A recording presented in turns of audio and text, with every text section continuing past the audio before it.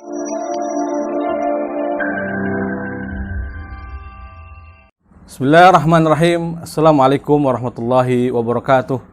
Alhamdulillahirabbil alamin. Wa sallallahu ala nabiyyina Muhammadin wa ala alihi wa ashabihi wa man tabi'ahum bi ihsanin ila yaumiddin. Amma ba'd. Pemirsa Parenting Sunnah TV yang dirahmati Allah Subhanahu wa taala. Kembali segala puji hanya milik Allah Jalla wa ala. Salawat dan salam semoga senantiasa tercurahkan atas junjungan Nabi kita yang mulia Nabi Muhammad Rasulullah sallallahu alaihi wasallam serta para sahabatnya, keluarganya dan juga seluruh pengikut beliau sallallahu alaihi wasallam hingga hari kiamat kelak. Kaum muslimin yang dirahmati Allah Subhanahu wa taala, di sini sudah masuk beberapa pertanyaan dan kita akan jawab yang mungkin beberapa pertanyaan yang mudah untuk kami menjawabnya, dan semoga Allah Subhanahu wa taala memberikan taufik kepada kita untuk bisa menjawab pertanyaan-pertanyaan ini, dan semoga Allah Subhanahu wa taala juga memberikan taufik kepada kita untuk kemudian memperbaiki segala bentuk parenting, segala bentuk tarbiyah yang mungkin selama ini kita keliru, lalu kemudian kita ambil yang benar, yang sahih sesuai dengan ajaran Rasulullah sallallahu alaihi wasallam. Pertanyaan pertama, ya. Saya pilih-pilih di sini, tidak semua akan dijawab tentunya, ya. Karena tentu keterbatasan waktu dan juga ilmu yang ada pada kami. Ada beberapa pertanyaan di sini, ya. Yang pertama dari di sini, nama membernya Umu Ibrahim, asal Jogja, ya. Pertanyaannya, bagaimana mentarbiyah anak laki-laki usia 5 tahun yang cenderung senangnya bermain untuk gemar mengaji atau belajar, jadi daripada mengaji atau belajar. Naam, kaum muslimin yang dirahmati Allah Subhanahu wa taala, alhamdulillah wassalatu wassalamu ala Rasulillah wa ba'd. Tentu kita pahami bahwa anak usia 5 tahun atau di bawahnya atau mungkin naik sedikit, ya, sampai usia mumayyiz 7 tahun adalah usia di mana mereka masih lebih suka bermain. Bahkan banyak yang 12 tahun ke bawah, ya, termasuk itu lebih suka bermain.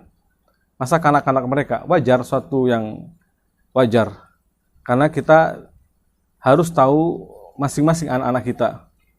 Kita tidak lihat lantas tidak lihat video misalkan ada di sana qori kecil hafid Quran, lantas kemudian kita buru-buru ingin anak kita seperti itu. Mustahil, ya.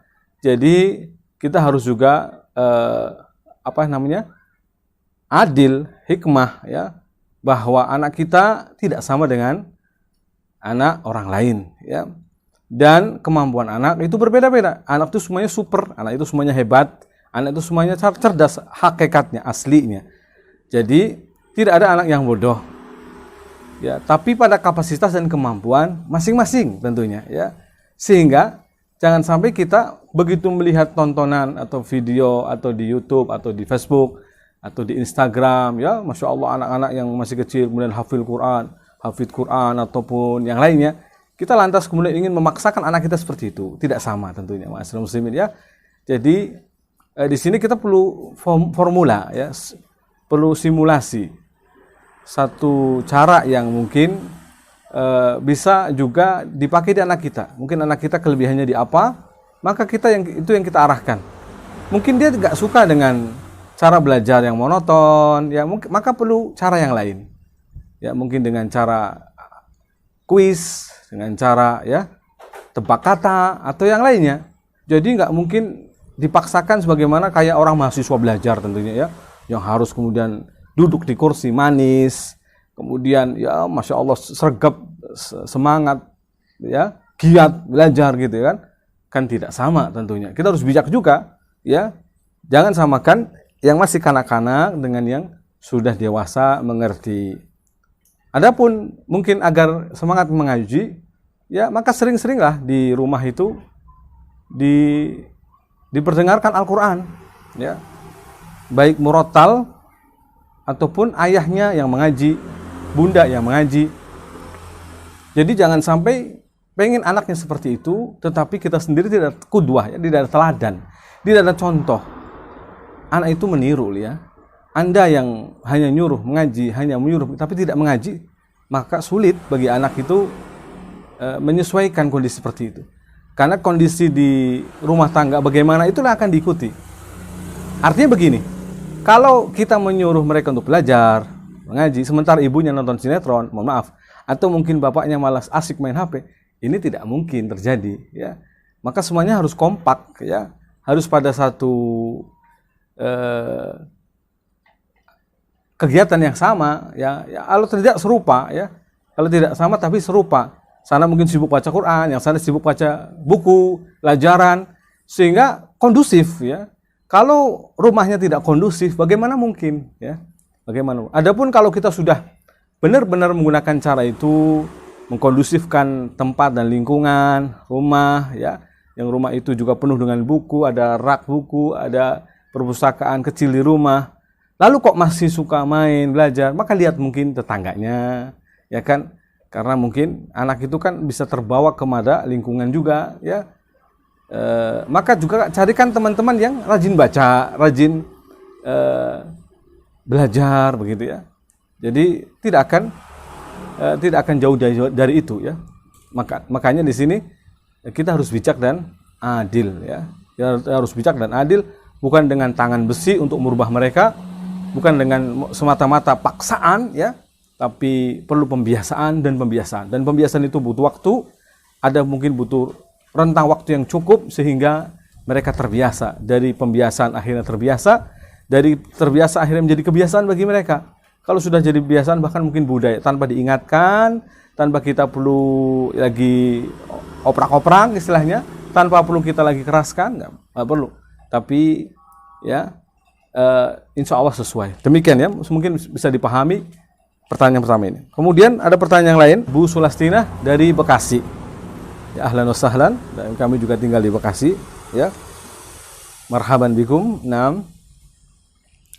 Pertanyaan beliau, setelah mendengar betapa pentingnya tarbiyah, terutama tarbiyah untuk anak-anak yang merupakan amanah Allah, maka ada pertanyaan di sini. Satu yang pertama, yang termasuk tarbiyah itu seperti apa? Seperti apa, ya? Apakah merupakan ilmu yang harus kita dapatkan melalui suatu majelis ilmu tertentu, atau ilmu yang didapat bisa dari belajar otodidak? Thayyib, Masya Allah. Tentang terkait apakah ini ilmu yang harus kita belajar, nah asalnya tarbiyah ini adalah suatu ilmu yang bagian dari usul din atau ilmu agama, ya, yang tidak terlepas. Karena sebenarnya kita ini selalu membedakan soalnya, ya, seolah-olah kalau pakar parenting itu berarti bukan orang ahli agama, bukan ustadz. Padahal seharusnya yang namanya parenting itu adalah bagian dari ilmu sunnah itu sendiri, ilmu agama, ya, yang tidak bisa dipisahkan. Sehingga dai, ustadz, mubaligh yang memang ahli dalam ilmu syar'i, tentunya mereka memahami bab ini. Ya, mereka tahu tentang bab ini. Hanya saja mungkin ketika ada orang yang berkecimpung khusus, ya, terjun khusus dalam bab ini, tentu mereka menjadi pakar, ya, ahli dalam bab ini. Terlebih apabila dia paham ilmu syar'i dan juga mungkin digabungkan dengan teori-teori barat yang sekiranya sesuai dengan syar'i dan atau tidak bertentangan dengan syar'i, ya. Nah, tentu kita harus duduk berarti bermajelis, ya, belajar dengan orang-orang seperti ini. Kita biasanya kalau di kuliahan setidaknya dari satu semester dapat pelajaran seperti ini, ya, beberapa SKS, ya, yang itu menjadi menu pelajaran wajib, ya, yang tidak bisa tidak. Artinya sebelum penjurusan biasanya kita mempelajari pelajaran yang sama. Di antara adalah tarbiyah Islamiyah atau usul tarbiyah Islamiyah. Wallahu alam kalau di kuliah-kuliah yang lain. Dulu kami belajar setidaknya ada satu semester yang khusus dipelajari bab ini. Maka mungkin sebelum penjurusan, ya, tentunya seorang bisa mengenal setidaknya dasar-dasar. Apalagi kalau dia memperdalam kembali kepada guru-guru, masyayikh, ustadz yang dimana di situ ahli dalam bab ini, ya.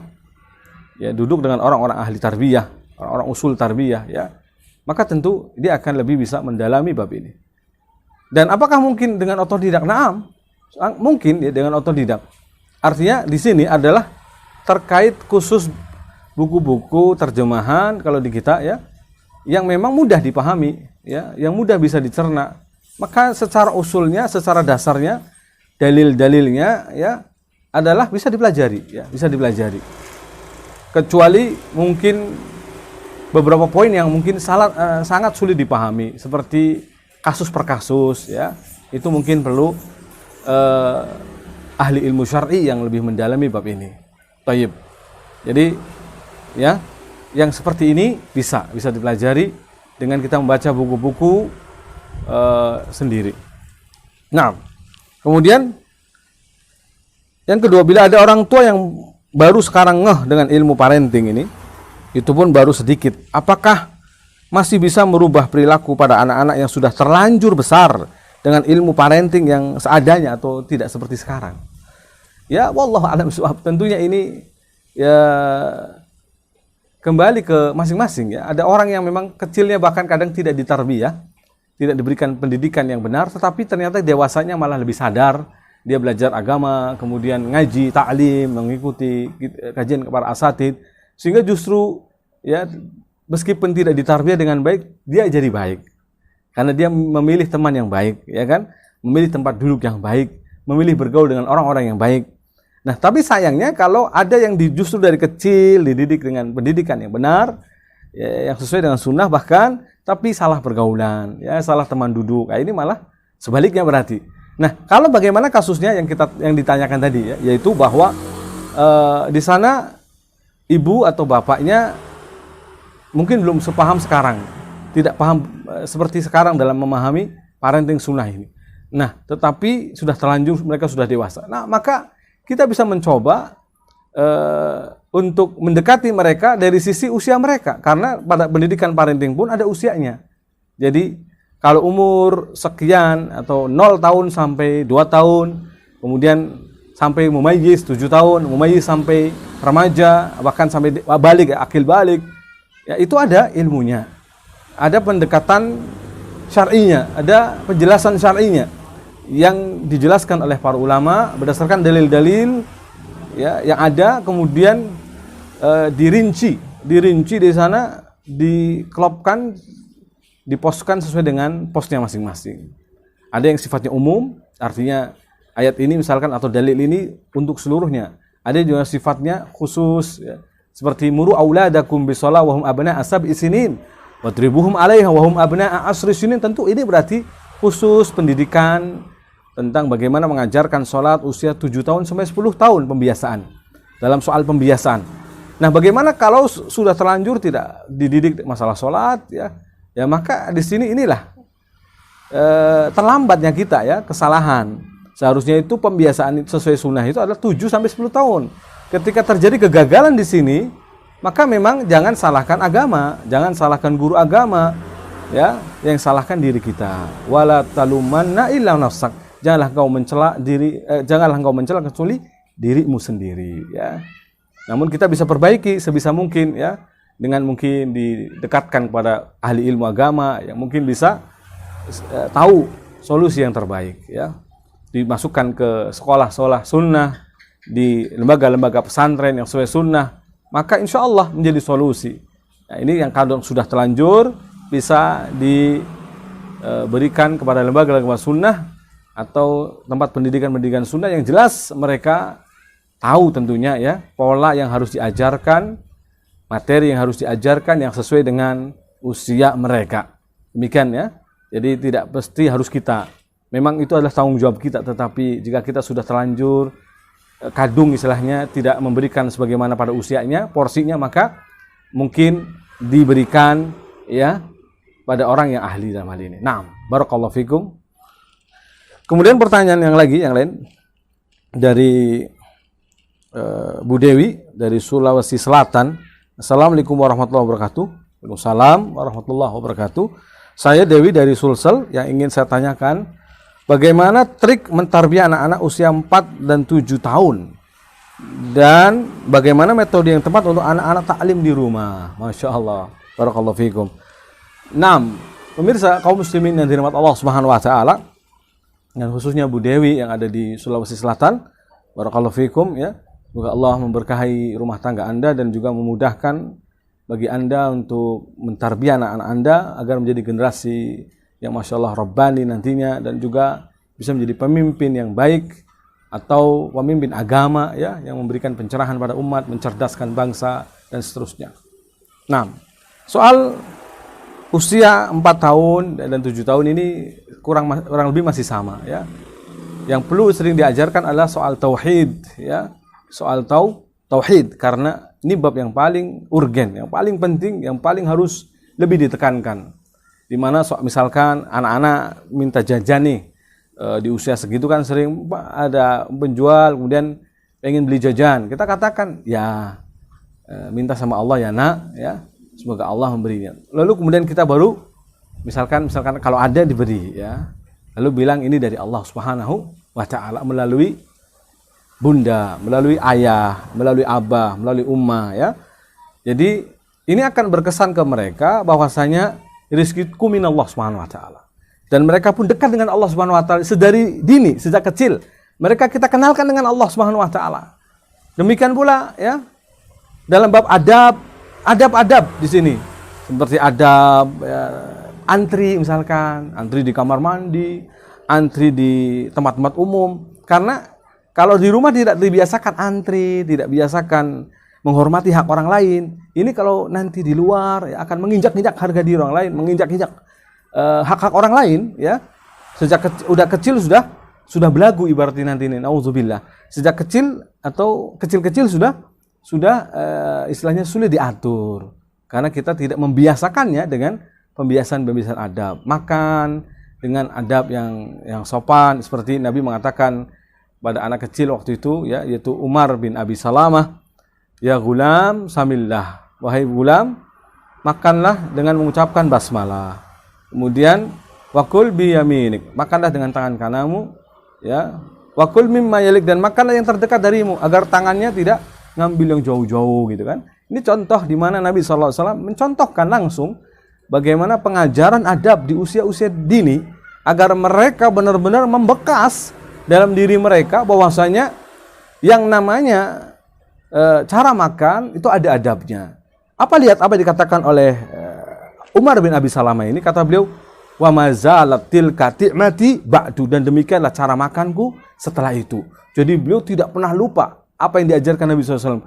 Karena sejak itu beliau sudah merubah cara makannya sebagaimana cara makan, cara duduk, cara mengambil makanan yang diajarkan baginda Rasulullah SAW. Ini membekas sekali, karena langsung ditegur di situ dengan teguran yang kasih sayang tentunya, dengan peringatan yang bersahabat, ya, tidak menggurui dan tidak pula ibaratnya menghantui bagi mereka, menakutkan tidak, tetapi justru merasa enjoy dengan apa yang dinasihatkan oleh Rasul SAW. Demikian pula tentang tauhid, ya. Nabi SAW pernah mengatakan pada Abdullah bin Abbas, ya, di mana dia mengatakan ihfadillah yahfadka, ya ihfadillah tajidhu tujahak. Jagalah Allah, niscaya Allah akan menjagamu. Jagalah Allah, niscaya Allah akan kau dapati di hadapanmu. Ila akhirih. Hadis seperti ini menunjukkan dikenalkan tentang tauhid. Juga hadis Nabi SAW terkait dengan mur auladakum bisalah wa hum abna'a sab'i sinin, ajari anakmu untuk salat di usia mereka 7 tahun. Ini berarti pembiasaan. Jadi selain ditalkin, ya ditalkinkan kalimat-kalimat baik, ditalkinkan kata-kata yang baik, hadis-hadis pendek mungkin, ucapan-ucapan yang baik, juga diberi pengajaran contoh-contohnya langsung, real, ya, qudwah bahkan teladan. Kemudian ketiga, pembiasaan. Dibiasakan terus usia seperti ini cocok sekali, ya. Nah, untuk dilakukan pembiasaan-pembiasaan, karena pembiasaan itu punya pengaruh. Nanti bisa lihat di tulisan kami, ya, terkait dengan pembiasaan baik. Demikian kaum muslimin, mungkin ini beberapa pertanyaan dulu yang bisa kita jawab. Insya Allah di lain waktu kita akan rangkum atau jawab kembali. Insya Allah di lain waktu kita akan jawab kembali pertanyaan-pertanyaan yang ada, tentunya sebisa kami, dan semoga Allah mudahkan bagi kita untuk menjawab pertanyaan-pertanyaan ini. Demikian kaum muslimin, ya, mirsa yang dirahmati Allah SWT. Semoga Allah SWT memberikan taufik kepada kita, dimudahkan untuk mempelajari bab ini, tentang hal ini, sehingga Allah SWT memberikan pahala pula bagi kita karena telah mendidik generasi mereka beramal soleh dengan amal yang baik, ya, sesuai pendidikan dari kita pula yang mendapat pahalanya. Alhamdulillah. Demikian, wabillahi taufik wa sallallahu ala nabiyina Muhammad wa alihi wa sahbihi ajma'in walhamdulillahirabbil alamin. Wassalamualaikum warahmatullahi wabarakatuh.